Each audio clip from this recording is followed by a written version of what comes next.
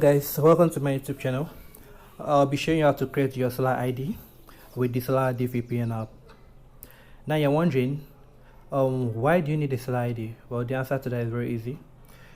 So with the Solar ID, that is what helps you to back up your blockchain accounts on the cloud. We all know the importance of backing up, whether you're backing up your application, your documents. We all understand the importance of backing up. So basically, this Solar ID is what helps you securely back up your blockchain accounts on the cloud, and end-to-end encryption is used. So let's get straight into it. Open your Solar dVPN app. Wait for it to load. And click on the account profile, top right of your screen, where you can see anonymous. Just click on it. Then click on sign in with Solar ID. Then click on create new Solar ID.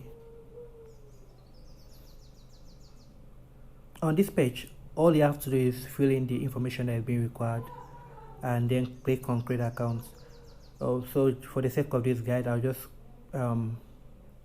inputting some random values. So for your country, let's select Argentina, but you should select your country. So for this video, we use Argentina. Like I said, select your own country, then put in your email,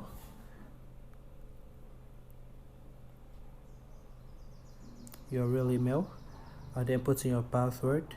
Repeat the same password that you put above, and then you click on the confirmation box for the terms of services and privacy policy, and then click on create account.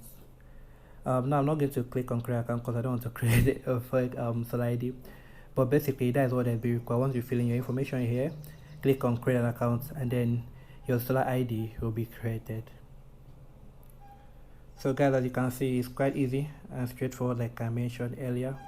But if in your attempt to create your Solar ID you experience any form of difficulty, or you have some question you would like to ask, please leave them in the comment section and I will reply to you as soon as possible. Okay guys, so that's the end of the video for today. Please click on the subscribe and like button. See you next time.